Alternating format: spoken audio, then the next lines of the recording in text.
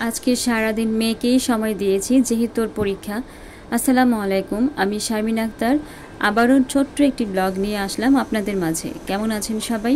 আলহামদুলিল্লাহ, আমি ভালো আছি। সকালবেলা উঠেই তো আমার কাজ হচ্ছে রায়ানকে নিয়ে মাদ্রাসায় যাওয়া, ওইটা আর আজকে আপনাদেরকে দেখালাম না। তো ফাতিহাকে সকালবেলায় উঠিয়ে ফেলেছি যেহেতু কালকেই ওর পরীক্ষা, বাংলা পরীক্ষা।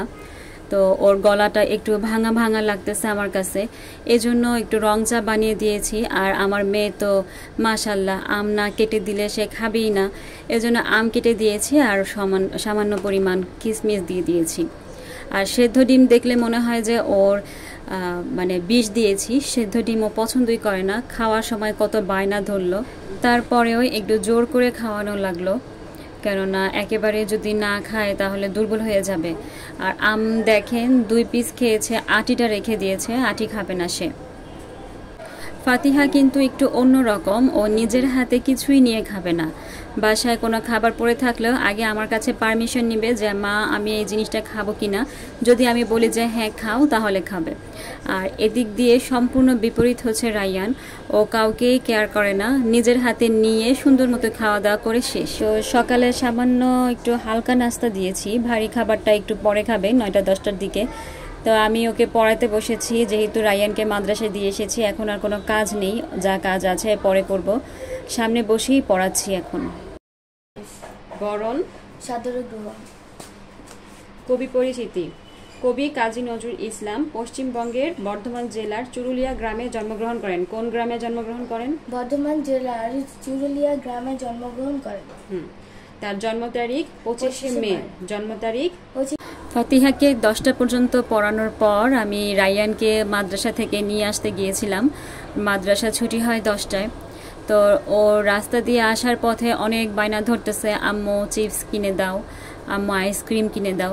তো আজকে বলছে যে কিছুই কিনে দিব না, প্রতিদিনই কিছু না কিছু কিনে দেওয়া হয়। তারপরে দেখি যে একদম মন খারাপ। তো আমাদের মানে বাসার সামনেই যেহেতু দোকান, সব সময়ই ও কেনাকাটি করে, তো একটা কিনে দিলাম। অনেক সুন্দর ঝলমলে রোদ উঠেছে। ফাতিহার ড্রেসগুলো ধুয়ে দিয়েছি, এর আগেও ধোয়া হয়েছিল, যে মাঝখানে পড়েছিল একদিন, আমার ঠিক খেয়াল ছিল না, এর জন্য আজকে আবার ধুয়ে দিলাম।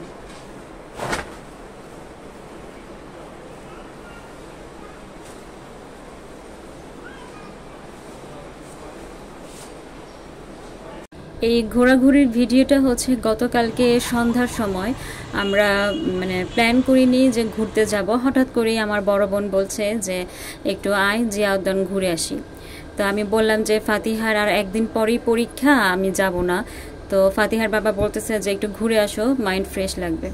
তো আমরা মানে ঘুরতে আসতে আসতে প্রায় 6টা না 6:45 বেজে গেছিলো, এজন্য একটু অন্ধকার অন্ধকার হয়ে গেছে।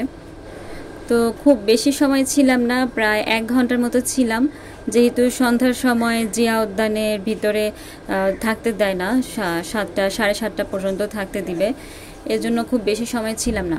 তো আমার বড় বোন আবার ফুল অনেক পছন্দ করে, ও ফুল কেনার জন্য অস্থির হয়ে গিয়েছিল। আর এখানে তো রায়ান দুষ্টুমি করছেই। তো রায়ান এখানে বলতেছে বারবার যে মা আমি স্পাইডারম্যান হয়েছি, আর বারবার খালি দৌড়াদৌড়ি করছে।